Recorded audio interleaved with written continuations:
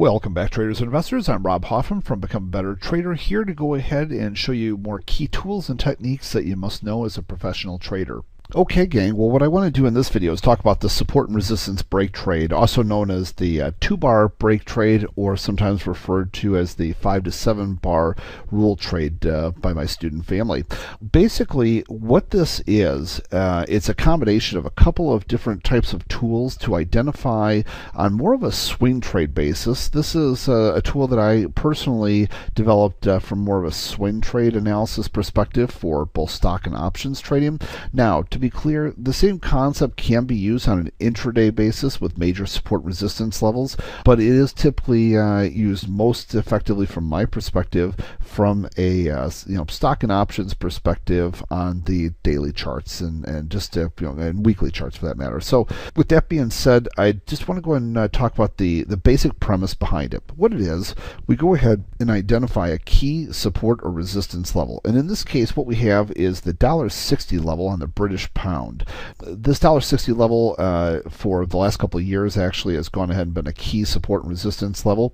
So what we're looking for at this point back in time, and this is kind of a real life example that we were following through on, so I want to kind of do that with you here now again and kind of look back at that analysis. And what was happening was we had a 1-bar break above this key resistance level. Okay, so it had already been a resistance level back in time, and we had a 1-bar break. And this, what do I call 1-bar break? Well, I'm looking for a bar that opens below the key support level and then goes and closes above it, and ideally opens fairly close to the low of the day and closes fairly near the high of the day. Okay, so not a bar that goes and ends up closing way back down here like a 50% bar, almost like a distribution bar, for instance. Really want to close up near the top. Then I'm looking for the second bar to go ahead and continue that journey, opening up near the low and closing up near the high. If I go ahead and get that, that's what I consider, those 2 consecutive bars there, I consider that to be my 2-bar break. What does that mean to me as a trader? What that means is, as soon as we go ahead and revert back to that $1.60 level, which was resistance, my expectation is that we'll hold this support and I can look for long side trades at that former resistance level, now support, expecting it to continue on. And you see that's exactly what happened here. We went ahead and had the 2-bar break through this area, pulled back to that $1.60, bounced off it very nicely for several hundred ticks, came back to that level multiple times over the course of the year here, and went ahead and actually would come back to that level. All right, so and then after this, can't see it into the future, but it did go ahead and bounce off again.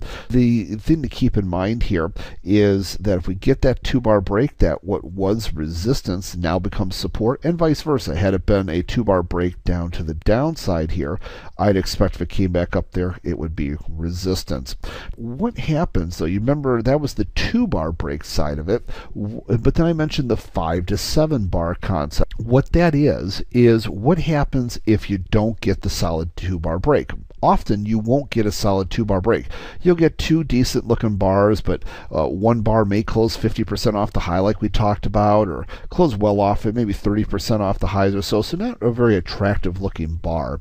That's where the 5 to 7 bar rule comes in. And here's what happens with that.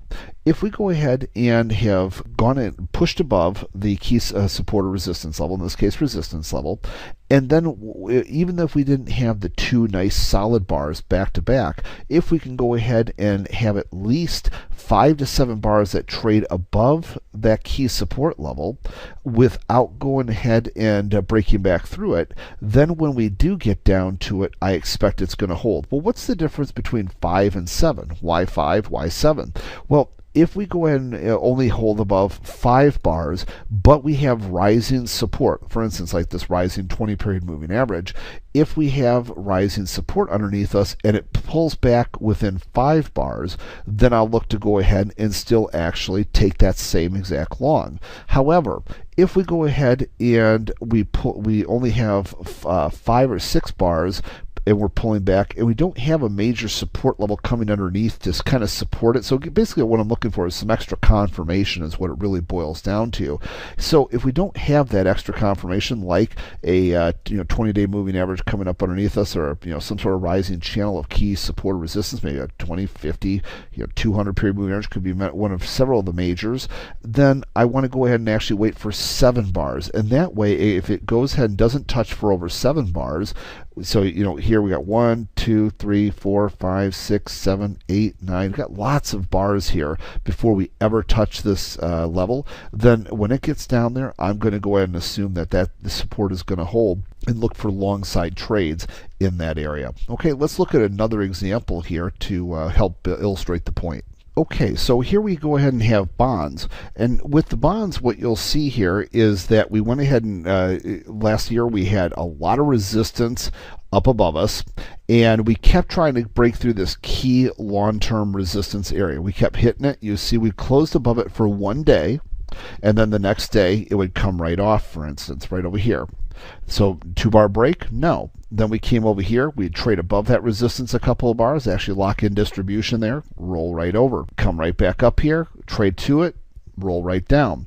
Come up, go ahead and trade 1 bar to it, 1 bar through it, and then roll right back down. So we didn't get the 2-bar break through here. Same thing here. Same thing here. We trade to it, couldn't get through it. All right. So as we fast forward here back into time, now look what happens. Now all of a sudden we finally go ahead and break through, right? We go ahead and pursue 1 bar, but we don't have a 2-bar consecutive break. All right. So now what I'm looking for here is to go ahead and get 5 to 7 bars. All right. So we have 1 bar here, 2, 3, 4, 5.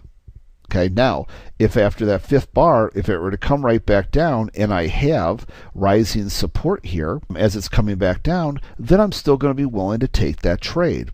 Now, if this 20-day moving average wasn't so close, let's say it was way down here, then I would insist upon the extra 2 days there, so making it 7 bars. And then if it came back down to this level and the 20-day wasn't there, then I go ahead and be willing to take the trade anyways. So that's where the 5 to 7 bar difference goes and comes in. 5 bars if you've got very important key daily support coming in here, if it's a daily chart you're working with. Otherwise, if you don't have that support, then 7 days.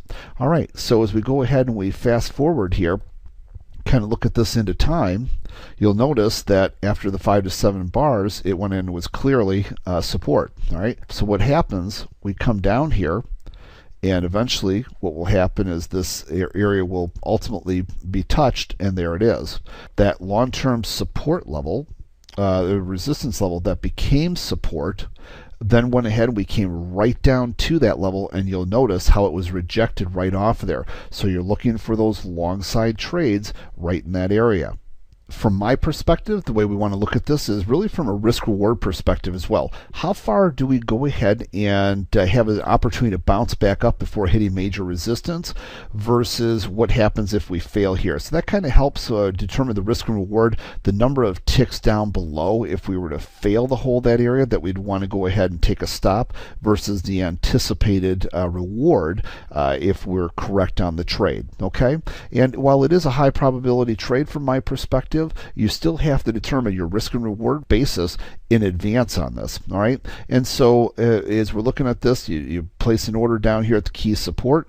You're expecting it to go up X number of ticks. You want to go ahead then and make sure that your risk reward stays proportionate there. So if you think it's going to go up this much, you wouldn't want to risk more than that to the downside at a minimum, even if it's a high probability trade. So you might want to go ahead and tighten that up even tighter. And for instance, here you got the rising 200-day moving average. Can't imagine if all is right with the world here with this chart, there's no reason that this should be coming down to or through the 200-day moving average right now after this being the first test going months out since the break. That thing should hold. That's a very high probability trade from my perspective. So even as we go forward here, so here we are, now you see we've come crashing right back into that level. So from my perspective here, not even going forward yet, as I look at this, that we've now we hit that key level again, but now you're hitting that rising 200-day moving average. So you've got a confluence of support there. It shouldn't be going much beyond that, a very small percentage beyond that, and yet you can see the major resistance is up here. So there's a great opportunity up to here, but there's no reason to risk much more than this 200-day moving average, because if it's going through that key support and that 200-day moving average, something's wrong. So we're going to go ahead and just look and see what kind of happens here, and you see we went ahead and kind of bounced off there again. So this is just kind of an example of how to go ahead and use this 2-bar break system initially. The 2-bar, of course, allows us to be much more active, much more quicker, but if it doesn't give the 2 bars, then how we use the 5 to 7 bar technique to go ahead and determine that something is in fact now support or resistance, so that when we get back down to those areas, we can expect bounces from them. Okay, so I hope you enjoy that tool, because that can be a great tool to be used with underlying equities or certainly options when you're not expecting it to go down any further. For instance, you expect to find key support here. You can always be a seller of puts as an example, as one strategy here, or if you're going ahead and vice versa, if this were a resistance level that we're coming back up to, you don't expect to go any higher, you can sell some calls.